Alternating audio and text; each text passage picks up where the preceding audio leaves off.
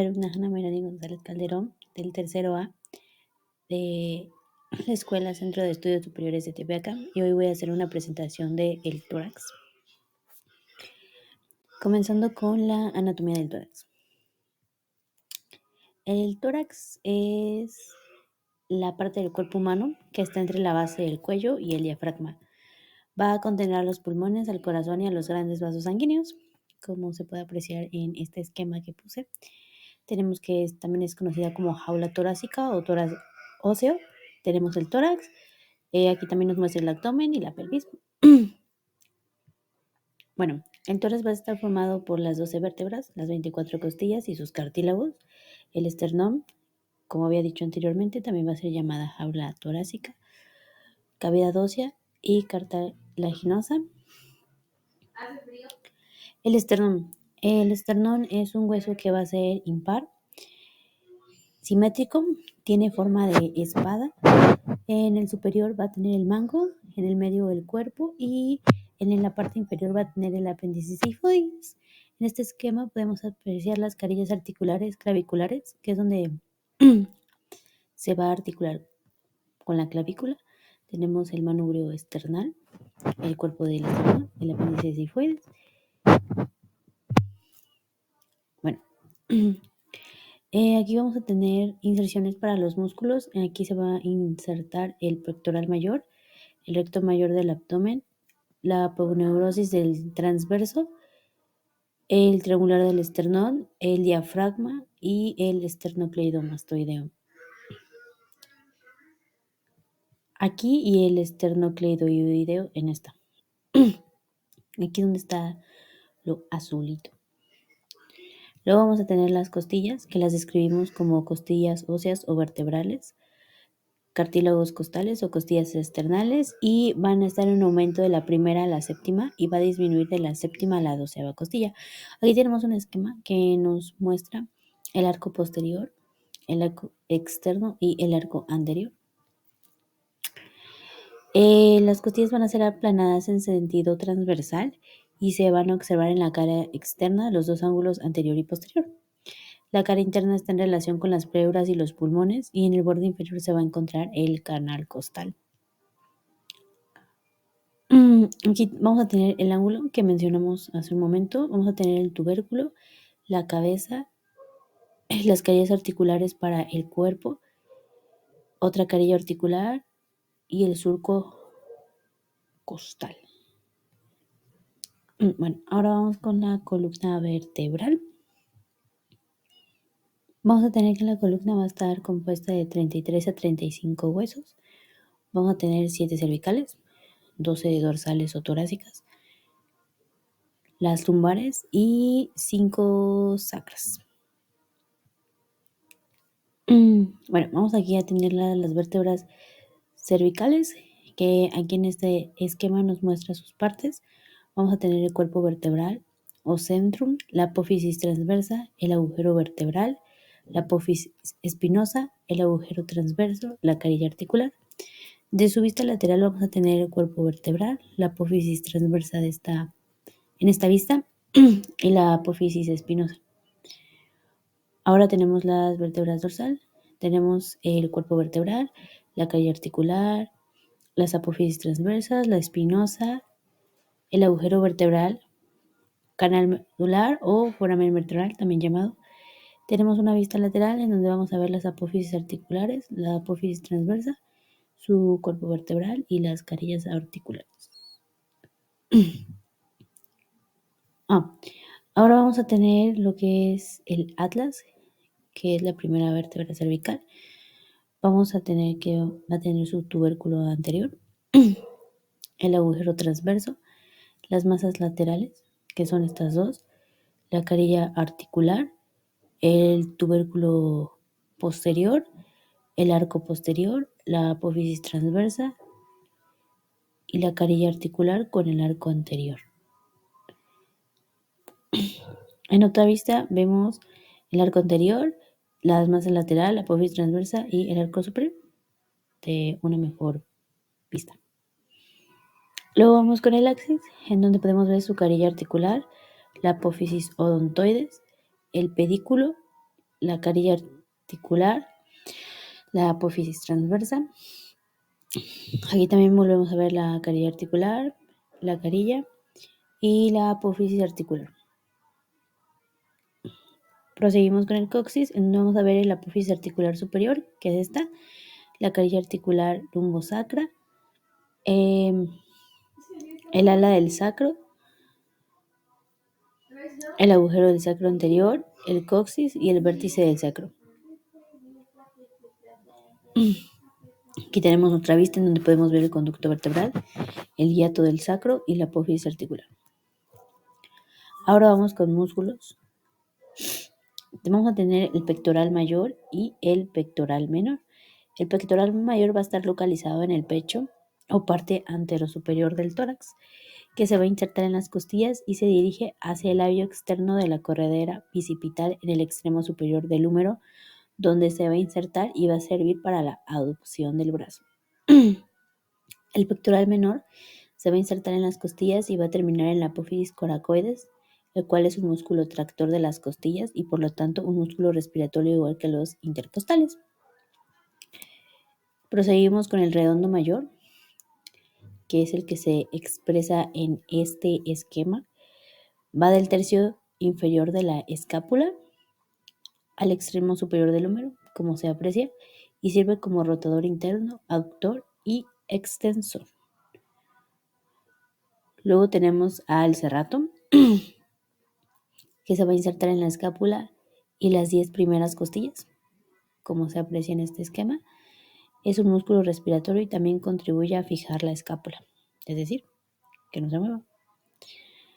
Tenemos a los músculos intercostales, que son músculos que se van a insertar en 2 costillas próximas entre sí y son músculos de igual forma respiratorios. Van a ser estos que están aquí, con está señalados aquí en el esquema. Vamos a tener el dorsal ancho, que va a ser insertado en las vértebras dorsales y lumbares y va a terminar insertándose en el húmero en su extremo superior. Posteriormente tenemos el trapecio, que se va a insertar en las vértebras cervicales y dorsales y se dirige hacia la apófisis espinosa del omóplato y pues nos va a servir para elevar el hombro. Luego tenemos al músculo del diafragma, que pues es uno de los más importantes. Es de forma plana y ovoidal, fibroso en su parte central. Divide la caja torácica de la abdominal, como se aprecia en el esquema. Se inserta en las últimas costillas y tiene forma de bóveda. Por encima del diafragma se encuentran ambos pulmones, el corazón y el mediastino. También atraviesa el diafragma la vena cava inferior que lleva la sangre venosa por debajo de este mismo a la aurícula derecha del corazón. Finalmente, también pasa por el diafragma el conducto torácico, que es el conducto colector de la línea en la parte inferior del organismo. De la linfa, en el organismo. Tenemos al músculo del abdomen recto, que va a ser este que señala el esquema.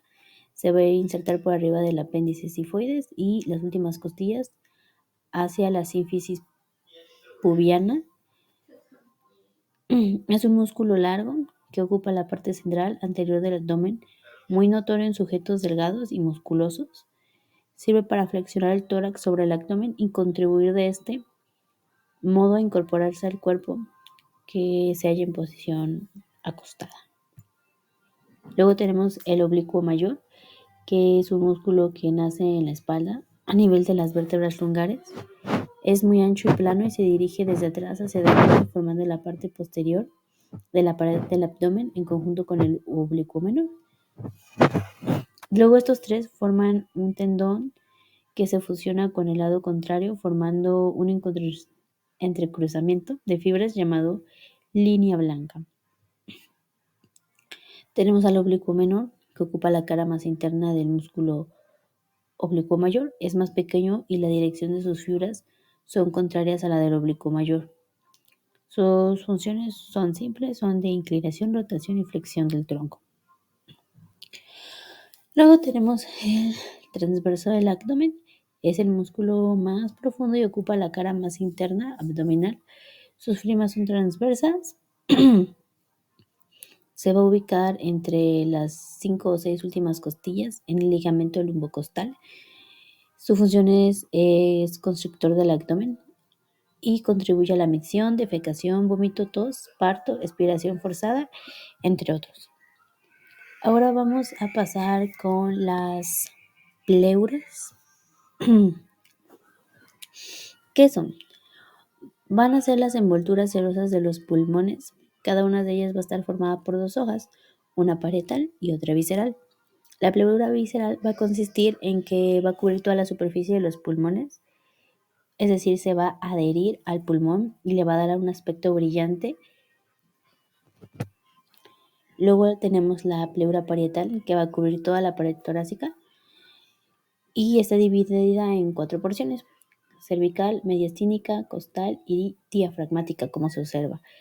Aquí está la cervical, la mediastina, la costal y la diafragmática. La porción diafragmática cubre la cara superior del diafragma de un lado a otro. Su porción mediastínica va a cubrir los órganos del mediastino. La cervical cubre el vértice del pulmón. La costal cubre la cara interna de las costillas, los cartílagos costales, cara posterior del esternón y surcos intervertebrales.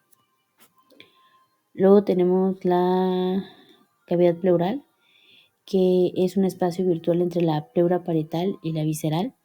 Va a poseer una capa de líquido casi capilar. La irrigación de la pleura visceral va a estar dada por las mismas arterias que irrigan los pulmones. Y la irrigación de la pleura parietal va a estar dada por las arterias intercostales, las musculares, las frénicas y la arteria torácica interna. Y van a estar inervadas por el nervio vago. Luego nos pasamos al mediastino. ¿Qué es? Como su nombre lo dice, es un espacio localizado entre ambos sacos pleurales, el derecho y el izquierdo, y que va desde los cuerpos vertebrales hasta el esternón. Además de los órganos y estructuras que aquí se localizan, todos los espacios restantes están ocupados por tejido conectivo laxo, areolar y adiposo. ¿Qué es?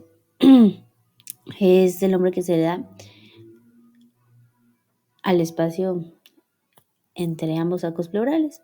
Aquí tenemos un esquema que nos indica el superior, que va a ser la abertura torácica superior que va a comunicar libremente al cuello, la anterior, que va a ser la cara posterior del esternón, cartílagos costales y los espacios intercondrales, el posterior, que va a ser la cara de la columna vertebral desde la T1 a la L1, laterales, que van a ser las pleuras mediastínicas que se reflejan en las caras internas de los pulmones.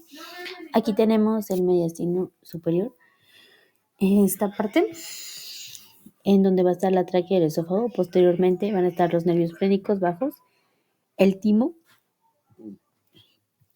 En vasos tenemos al callado de la aorta, el tronco venoso y la parte superior de la vena cava superior. Vamos a tener el anterior, que es donde va a estar el timo, el triangular del esternón, vasos mamarios internos y ligamentos esternopericárdicos, mediastínico inferior. Tenemos el mediastino posterior, que va a ser, van a estar el esófago, la aorta torácica, del sistema venoso, ácigos, hemiácigos y accesorias, y el conducto torácico de los nervios simpático y vago.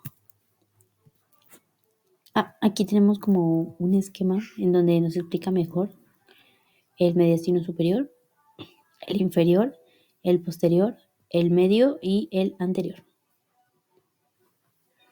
Bueno, ahora nos vamos a pasar con lo que es el corazón. ¿Qué es el corazón?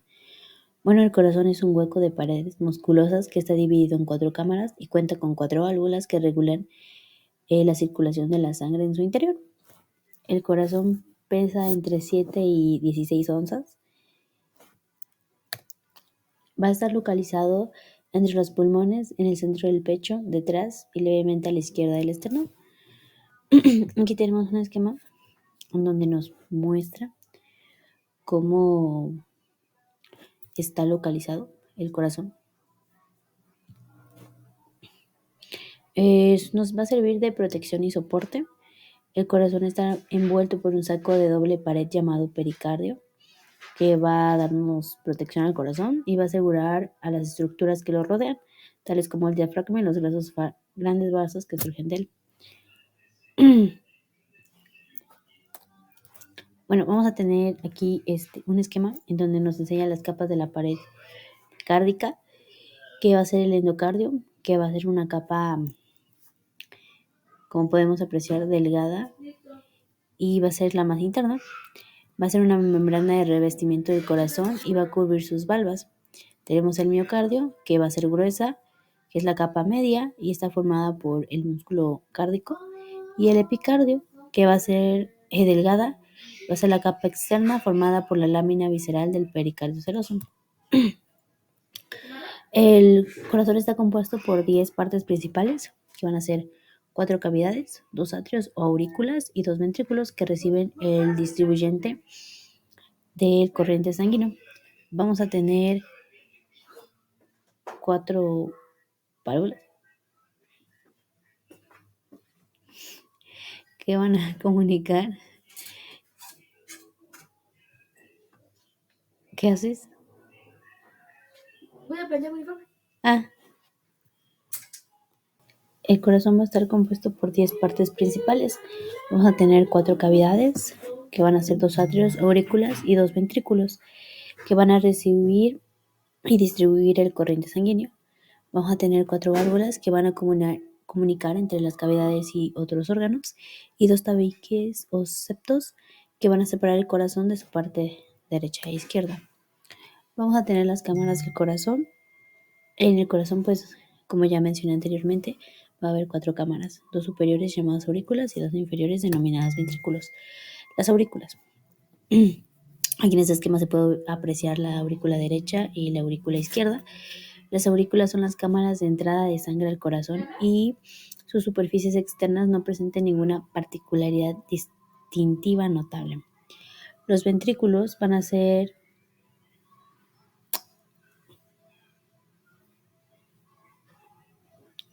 cavidades de igual forma que van a estar en la parte inferior del corazón. Aquí en este caso va a estar aquí la izquierda y aquí la derecha. Luego tenemos las válvulas, que vamos a tener la válvula pulmonar, que va a controlar el flujo sanguíneo del ventrículo derecho a las arterias pulmonares, las cuales van a transportar la sangre a los pulmones.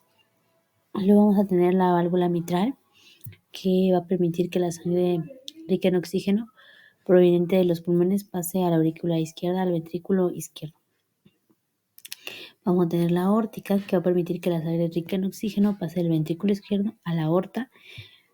Estos órganos nos sirven para comunicar entre aurículas y ventrículos. La tricúspide, como se observa aquí, va a ser la que va a controlar el flujo sanguíneo entre la aurícula derecha y el ventrículo derecho.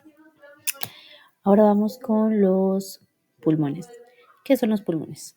Son 2 órganos que se encuentran en la cavidad torácica del cuerpo, en un espacio que se denomina espacio intrapleural. Los pulmones están cubiertos por la pleura visceral y parietal, que ya mencionamos a unas diapositivas atrás. Función. La principal función de los pulmones es el intercambio de gases entre la sangre y la atmósfera. Aquí es donde se va a llevar a cabo la absorción del oxígeno necesario para las reacciones de oxidación del metabolismo. Los pulmones también actúan como filtros para remover agregados de células y otras partículas. Su estructura. Los pulmones están formados por 2 unidades, la membrana alveolar capilar, que se encarga del intercambio gaseoso, y la unidad alveolar está formada por 2 áreas, el área gruesa de estructura proteica, incluyendo colágenos y fibras de elastina, que se va a encargar del intercambio de los fluidos, y luego la unidad de conducción de aire, que va a ser la tráquea, bronquios y bronquiolos, que se encarga de mover el aire hacia adentro y fuera de los pulmones. Los bronquios se van a dividir en bronquios secundarios y después de sucesivas divisiones se llega a bronquiolos y a los alvéolos. El pulmón derecho tiene 3 lóbulos, superior, medio e inferior. El pulmón izquierdo tiene 2 lóbulos, superior e inferior. Una fisura oblicua divide el lóbulo inferior de los otros. Además, en el pulmón derecho, una fisura horizontal separa el lóbulo superior del medio. Respiración. Las etapas del ciclo respiratorio son la inspiración, que va a ser la etapa de expansión del tórax por acción de los músculos respiratorios, que son aquellos que ya mencionamos anteriormente también. Y la expiración, que normalmente es un movimiento pasivo en que la misma elasticidad de los pulmones y de la caja torácica hace salir el aire. Ahora voy a explicar una toracotomía. ¿Qué es la toracotomía? Es la apertura quirúrgica del tórax para evaluar y tratar patologías torácicas o cuando los procedimientos no invasivos no permiten llegar a un diagnóstico o es poco probable que sean definidos. La toracotomía. Sus funciones: tomar muestras, biopsias, intervención de patologías torácicas. Indicaciones: lobulectomía y neumonectomía. Contraindicaciones: trastornos hemorrágicos o anticoagulación que no se puede corregir, isquemia cardíaca aguda e inestabilidad o insuficiencia de órganos. Complicaciones: hemorragia, infección, neumotórax, fístula broncopleural. Se utiliza para varios abordajes, para la toracotomía anterolateral, la posterolateral y la esternotomía media.